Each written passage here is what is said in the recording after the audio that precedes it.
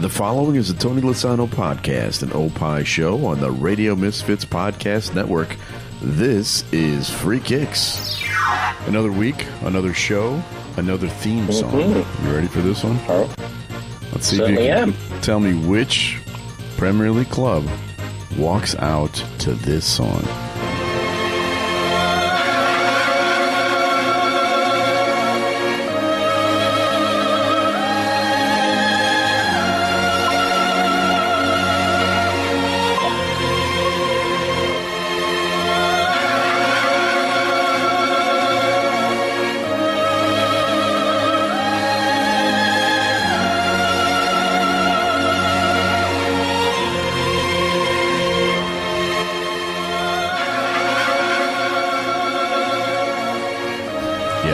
I think you get the idea on that one. Does it ever change? It a little bit, not much. It's the song is called "Strings for Yasmin."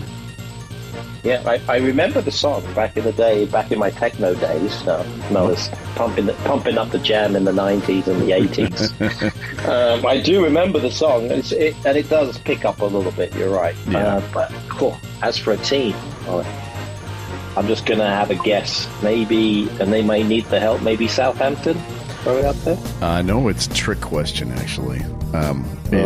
It's Leeds United.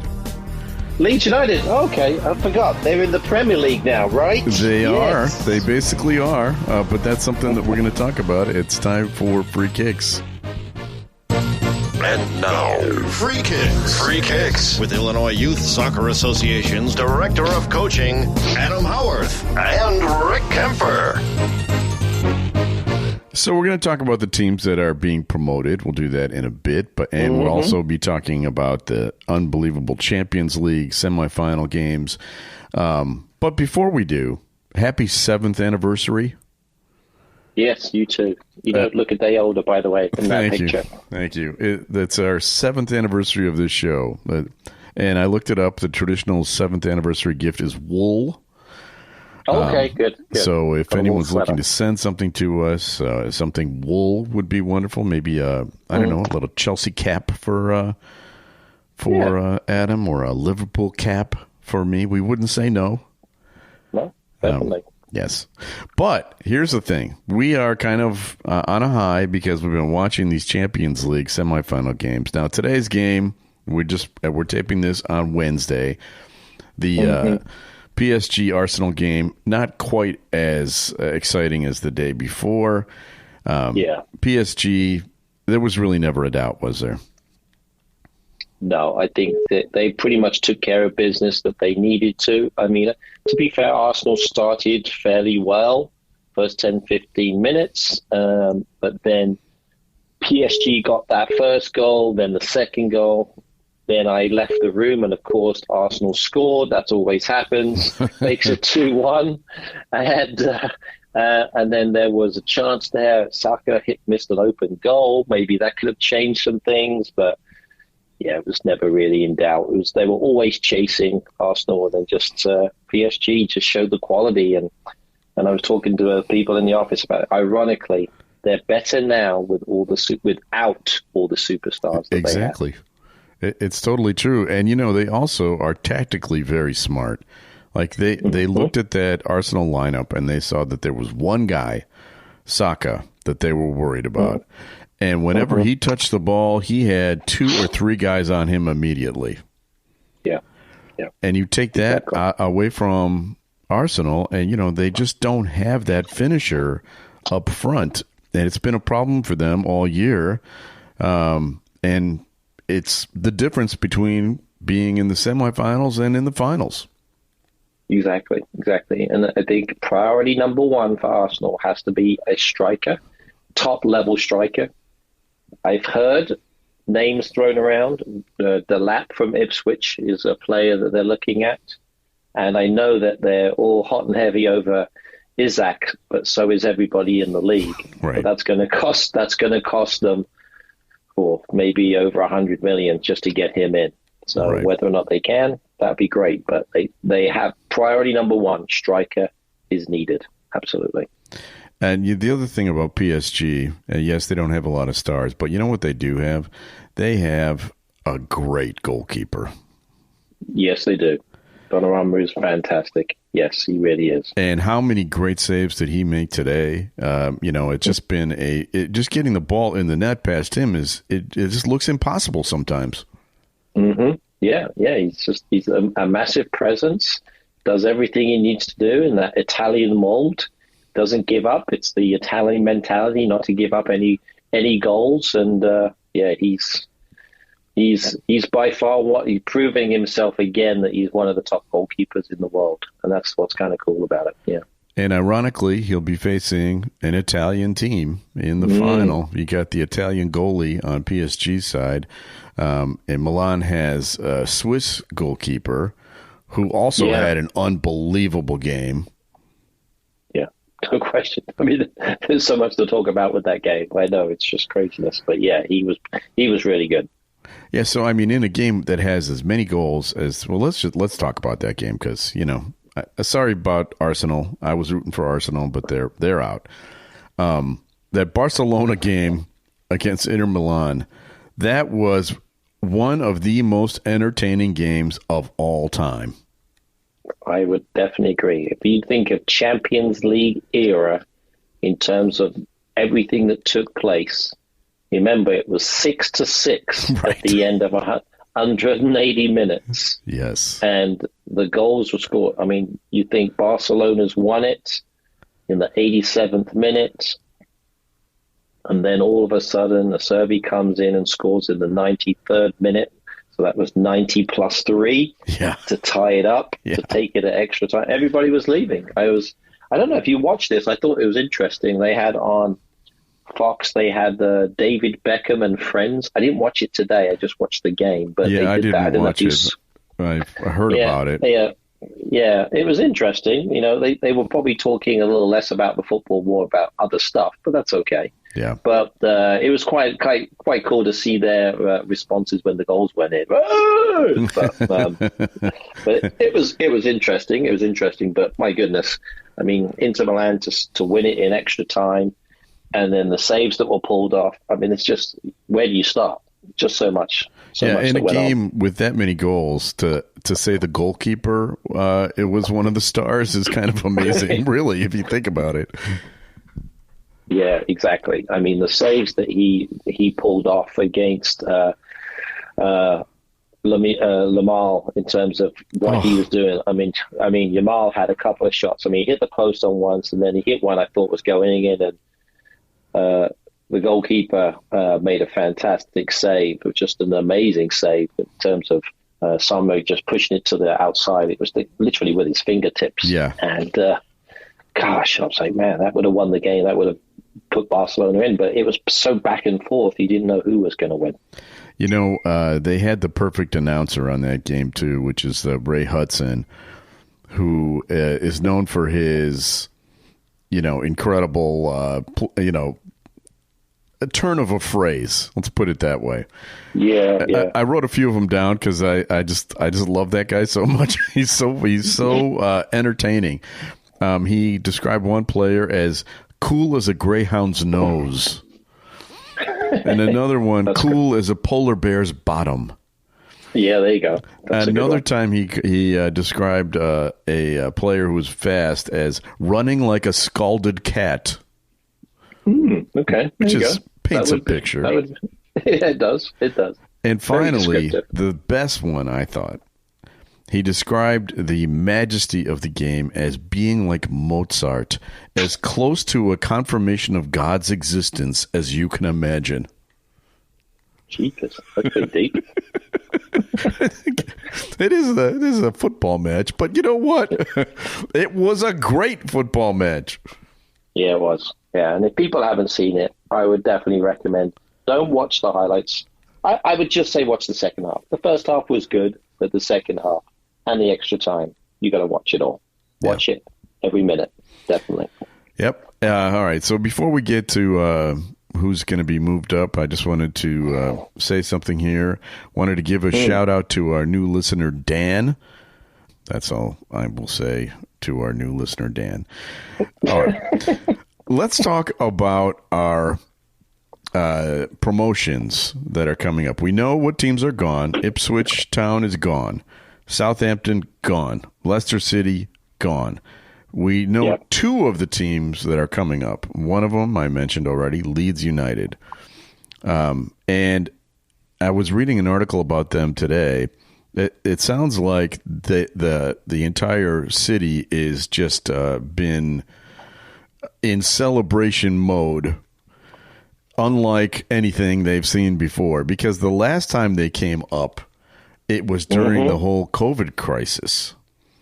So they could not celebrate quite as much as they're celebrating right now. But they are in. They are back up in the Premier League, which is always good for the league. I think when a big city like Leeds has a team in the Premier League. And then the other one who just left recently, Burnley. They're also in. So I know we have some Burnley fans that listen. So that's a good thing. Yeah. Always root for Burnley. Now let's talk about the other teams that have a chance, because I ask you to explain this every year, but I'm going to ask you again. There are four teams that still have a shot. Explain how that works. Yeah, so those four teams go into a playoff, and that playoff is going to be happening starting on Thursday.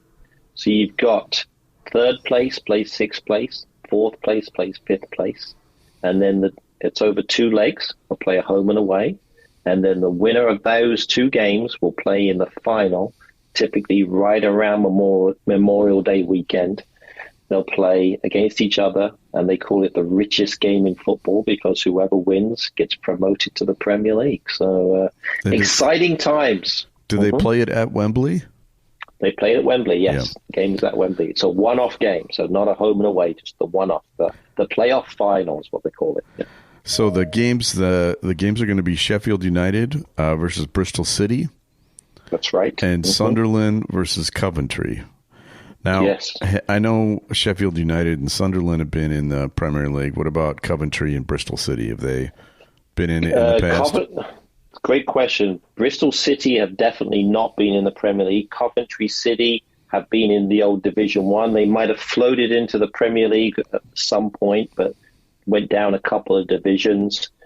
So I'd have to do a check, Alexa check on that one to make sure I know. But I'm guessing Coventry City have not been in the Premier League, but I know they were in the old Division 1. Okay. So that's exciting. Sunderland, yes.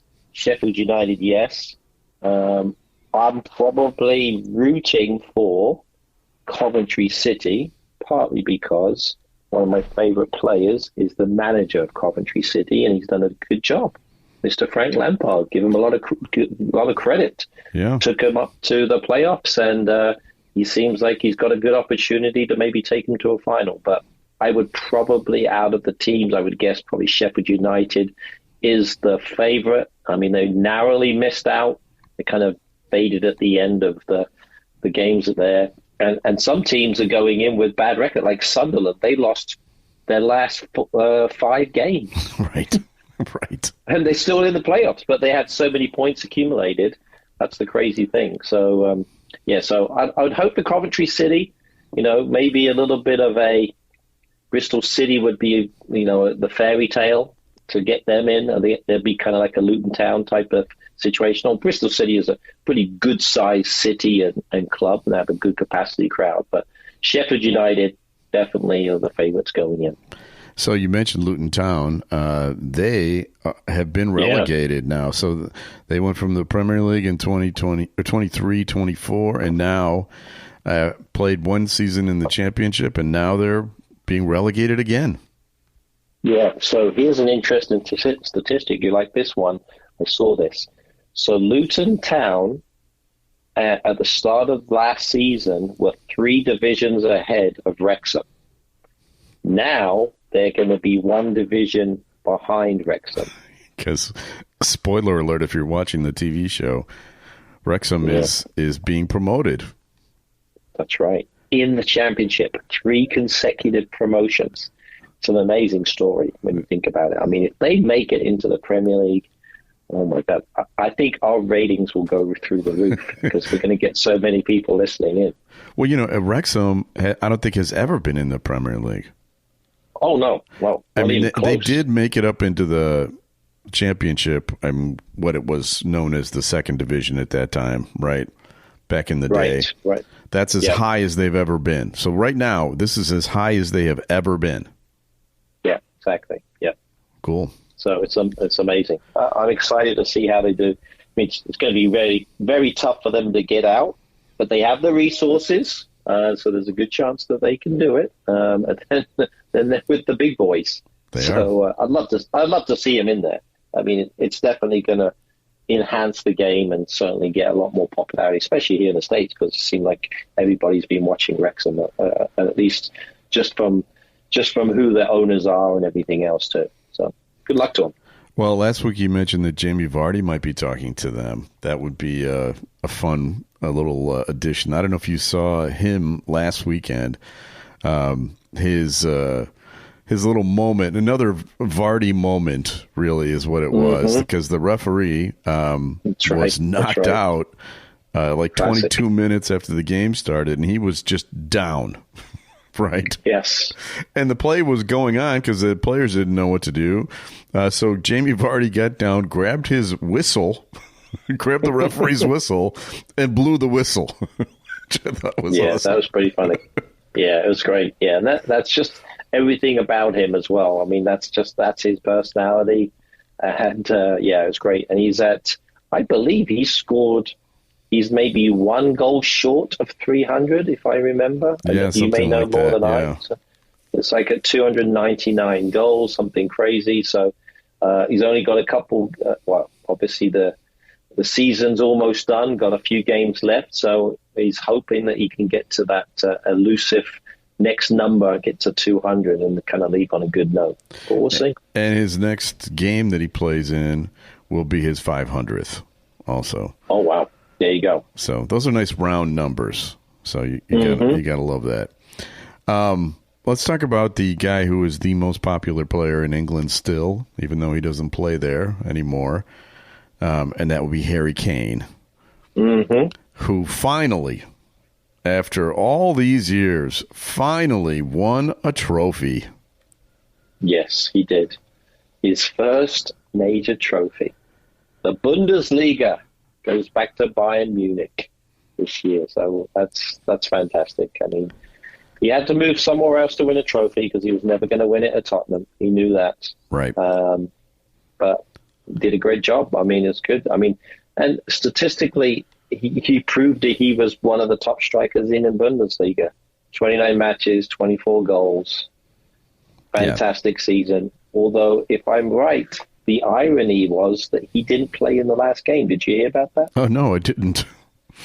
So if I'm correct, even though their final game where they clinched the trophy, he was unable to play in that game because of a yellow card accumulation. Oh. So he served the week before, so he was unable to play in that game. But he was there in his jacket, was able to hug everybody when they won it, so that was good. At least he was there. So really, you could say he still hasn't won a trophy by being on the pitch. Well, if you go on Twitter and look up Harry Kane, you'll see a clip of him in a pub singing "We Are the Champions," and he just looks like a very happy lad. So I'm happy for him. I'm happy for Harry too, so it's good. They're well deserved. And Eric Dyer too, his mate there from Tottenham. So 2 players come over to Tottenham and win. So good luck to them, both of them. Yeah. Yes. All right. So stat of the week. It looked like we may have two English teams winning European championships this year. It's not going to happen now, but there will be. Almost certainly, these games are going to be taking place after we tape, but Manchester United or Tottenham Hotspur, and maybe both, will be in the final of the Euros.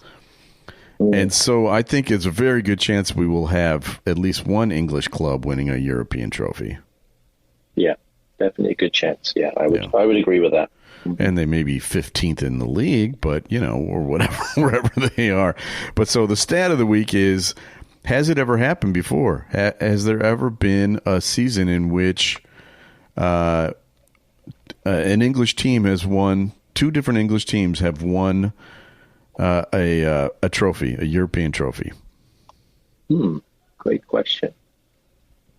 Trying to think. It could well have been, I think maybe Chelsea won the Cup Winners' Cup. This was back before. This was in the olden times, maybe in the 90s, maybe early 90s is my guess. Well, I mean, I'm not going to go back too far. I mean, the 67, 68, it happened, 69, 70, 70, 71, 80, 81. But, you know, in recent memory, 2018/2019, Liverpool won the Champions League and Chelsea won the Europa League. Okay, yeah. And in 22-23, Manchester City won the Champions League and West Ham United won the Conference League. And actually, if you think about it, if we're including the Conference League, that could still happen this year, right? Oh, for sure. Yeah.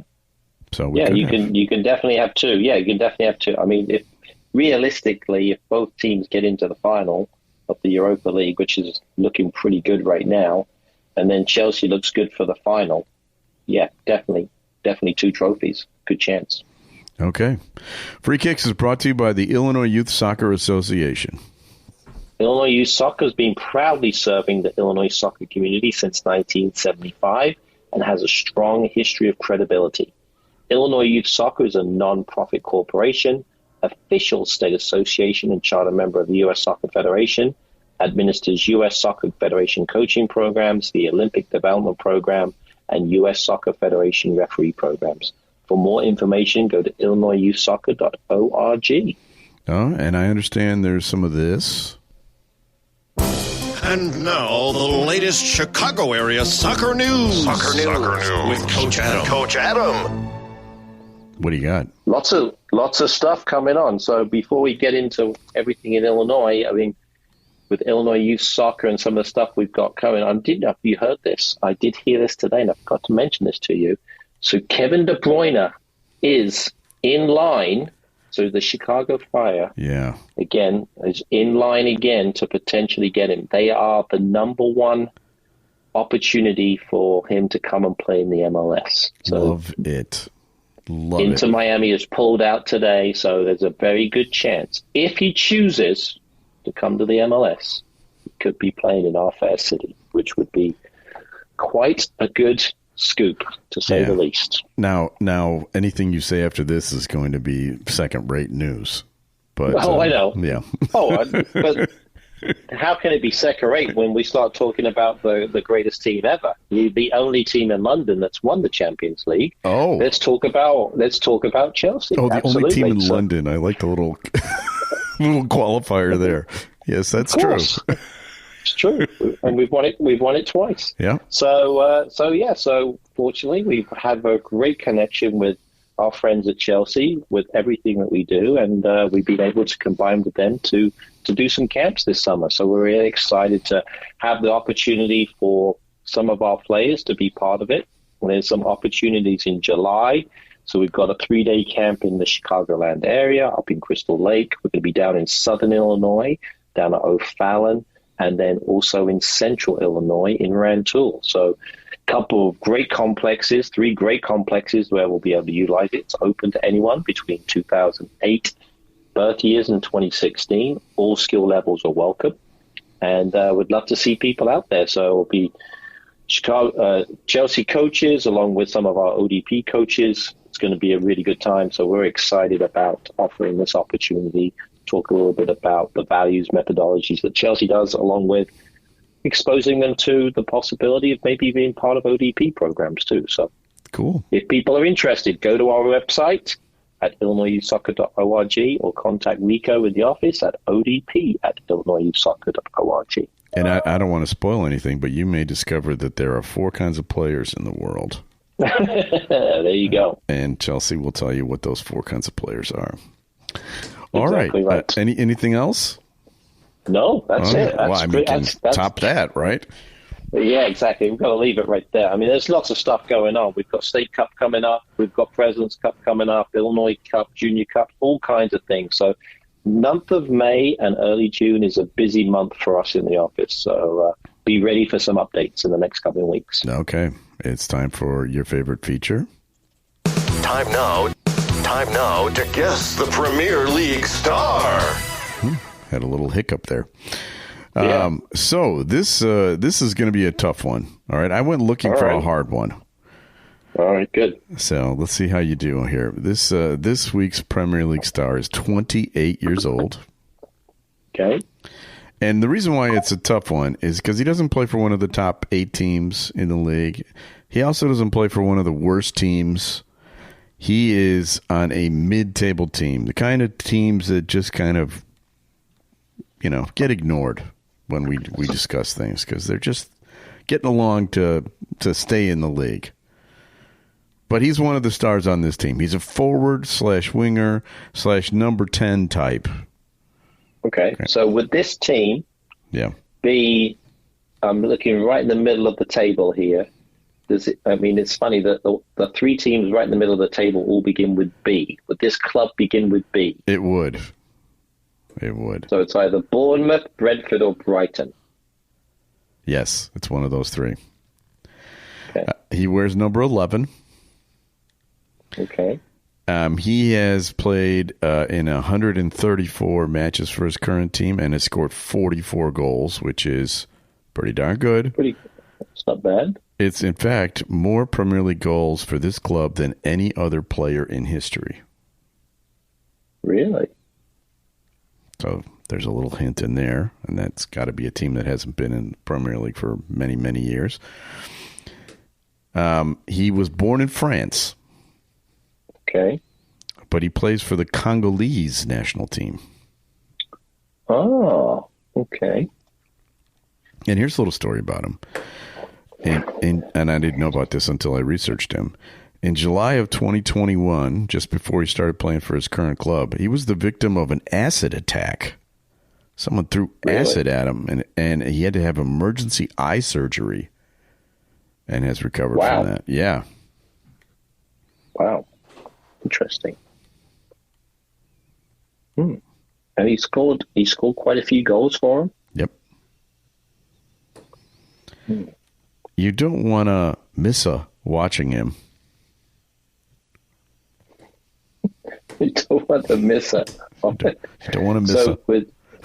Would he be playing for Brentford? Would that be fair to say? He is a B. He is a B. So, ironically, he's one of those players that begins with B. Yes. So, he's been scoring some goals recently, so that's pretty good. So, I would say it is Visser from the beautiful Brentford FC. That is correct. Very good. I knew you'd get it, but, it was the Missa hint, wasn't it? It was the... Yeah, it was there. It was there, exactly. But he's one of those players that you don't know too much about. Right. I mean, that's the thing. He's kind of under the radar.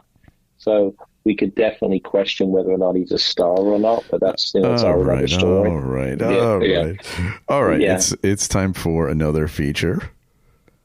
Now time for Adam's Weekend Soccer TV Tip. All right, it's our favorite time of year. There's so much going on. We haven't even talked about, the battle for Europe.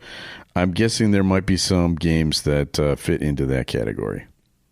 Yeah, I mean, there's all kinds of stuff happening. I mean, when you look at the season, and amazingly, we talk about the Premier League, and we didn't talk about this amazing victory from the weekend that Chelsea put a 3 spot on a tired, maybe a withdrawn, maybe a champion. the champion. We let them walk out. We give them the walk of honor there, so the guard of honor with Liverpool walking out, and then we abruptly destroy them by beating them 3-1. So Chelsea with the big victory against Liverpool. And they did play well, to be fair. That was one of their better games, I must confess. Although, I said, I think Liverpool was still hungover from the week, but that's all right. Yeah, they had bloodshot eyes, but it's fine. And that's fine. But when you look at the games, you're absolutely right. It's the table, it's the spots for the Champions League. These are going to be the games. So when you look at it, Aston Villa on Saturday plays Bournemouth. Big game at 11:30.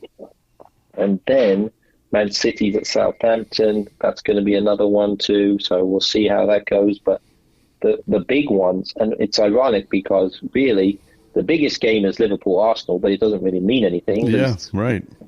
It's there. So I'm afraid you're going to have to get up early. It's going to be one of those things, and this is going to be a rough one. A 6 a.m. kickoff. Oh. 6 a.m. It's going to be tough. Newcastle at home against Chelsea. So much for sleeping in on Sunday. It's there, but I think it's going to be a really, really good match. Newcastle-Chelsea will go a long way to deciding who's going to be representing England in Europe in the Champions League. I think if Chelsea wins this one, they're on their way. Well, they will have earned it if they beat these teams heading towards the end here. And then the last game of the season may even be more exciting, which we'll be talking about next week, because I think it's all going to come down to that Nottingham Forest-Chelsea game. Yeah, exactly. I mean, all of those teams, it's all going to come down to where everything falls, right? So you're absolutely right. I mean, when you look at the league table, anything can really happen because it could be game to game. If Chelsea loses, it doesn't mean they're out, but they're going to have to win the next week. So anything can happen. Same thing with Newcastle, Villa, and Nottingham Forest. So it's all going to fall down. Man City as well. Don't forget about Man City still there. Yeah. It's close. It's close. It's tight. I just got a feeling, like I mentioned, Nottingham Forest are just slowly dropping down, so they're not getting the results they need to. So I think they might be the team that maybe just drops out, unfortunately, for them. All right. Free Kicks is brought to you by Green White Soccer Club. Just finished our tryouts, and we've put our teams together. greenwhitesoccer.org is the name of the address to check out the club. There's always room for more if you want to join the team. So check it out, greenwhitesoccer.org. Next week is our 250th show, right? Yes, it is. Exciting times. So, there's going to be a lot of stuff going on. We're going to be talking about maybe the final weekend in Goodison Park. Mm-hmm. They're going to move to a new stadium, so this will be the final game. We'll talk about that to preview it, and we obviously have lots more stuff to talk about as we head into the very final weeks of the season. But we have people to thank. We need to thank our executive producer, Tony Lasana, with Opie Shows. Thank you, Tony. Also, Ed Silla with the Radio Misfits Podcast Network. That's right. But we will be back again. And, hopefully we'll be eating some cake. We've decided that's... Yeah. They can send us some sort of wool also, because it's our 7th anniversary. In addition to that, something made of wool. I'm up for that. Mm-hmm. Okay, so however they decide to reward us for our 250th show, we'll be back again next week with another episode of Free Kicks.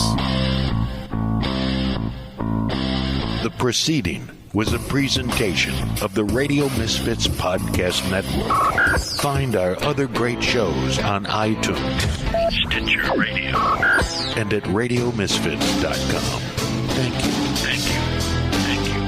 This has been a presentation of Opie Productions. Tony, can you shut up?